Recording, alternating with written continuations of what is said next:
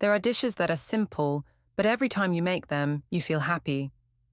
No need for fancy ingredients, no need to spend too much time, just a few potatoes, a little flour, a little cheese. You can make a surprisingly delicious snack. I believe that French fries are a dish that almost everyone has tried. But today, I will not make them in the traditional way, but will share a more flavorful, more attractive, and much more fragrant way. French fries with cheese powder, crispy on the outside, soft and fragrant on the inside, and especially each piece is covered with a layer of fragrant cheese. The special thing about this dish is that you can style each piece of potato yourself, like a highly invested snack. From peeling, shaping, to the golden cheese powder sauce, everything is easy to make, but it feels very satisfying. And if you are looking for a snack to change the mood on the weekend, or simply want to please the little ones at home, this will be a great choice. Now, let's go into the kitchen and start making crispy cheese potatoes that are even more delicious than those in the restaurant. Choose medium, firm, unsprouted tubers. Use a knife to peel off the outer skin of the potato. Where are you from? Leave a comment to let us know. It's great that we can make friends all over the world. After peeling, each potato looks cleaner, whiter, smoother, and more delicious. Normally, people will cut potatoes into long sticks, also known as pencil style, like traditional fried potatoes. But today, I want to do something a little more special.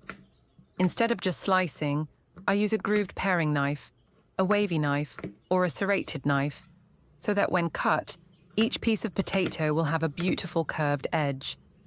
Using a knife to shape not only makes the dish look more eye-catching, but also has a very good advantage. When frying, the grooves will help the oil absorb evenly, making the potato pieces crispier faster. And when you coat your potatoes with cheese or sauce, these grooves will retain the delicious coating of flour, giving each bite more flavor.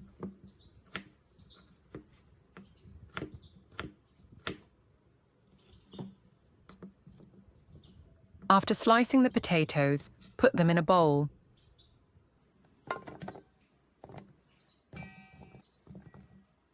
Next, add water to cover the potatoes.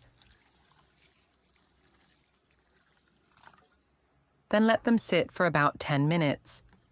Soaking them in water will help remove excess starch from the surface of the potatoes. This is what makes the potatoes stick together when fried, and also makes the potatoes soften faster after cooling. In addition, soaking also helps prevent oxidation, keeping the potatoes from turning black or dull after peeling and cutting. This is especially important if you prepare the ingredients in advance. After 10 minutes, the soaking water will start to turn slightly cloudy. That means the starch has been washed out. I take the potatoes out and place them on a layer of paper, then continue to use paper towels or a clean kitchen towel to dry the potatoes. Next, we will move on to the processing step. Turn on the gas stove, put the pan in and wait for the pan to heat up. When the pan is hot enough, we will add vegetable oil.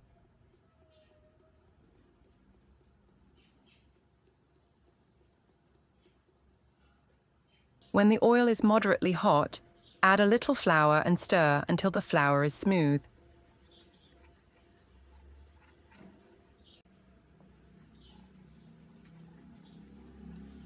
Stir well when the flour has started to thicken. Continue to add cheese powder. As soon as the cheese powder hits the heat, the aroma rises up, rich and fatty, so attractive that I have to restrain myself from trying it right away. At this time, the mixture in the pan is like a layer of light hot sauce, a special coat for the potatoes. I gently drop each piece of potato into the pan, stirring evenly so that each potato stick is evenly coated with the cheese powder sauce. Initially, the potatoes will be light yellow, but after just a few minutes, the outer layer will start to turn golden brown. The sound of boiling oil is very pleasing to the ear. The important thing is not to stir too hard, so that the potatoes do not break, and keep the beautiful wavy shape as before.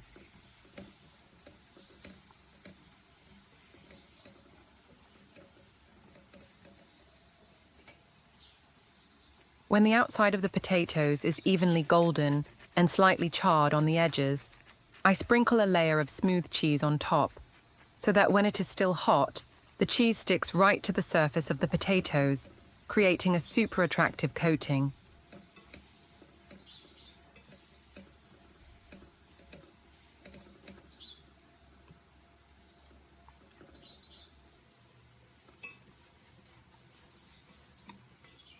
When each piece of potato has been fried until golden brown, crispy and covered with a layer of rich cheese, I gently pick it up and place it on a plate lined with oil-absorbing paper to absorb the excess oil, keeping the potato dry and crispy longer.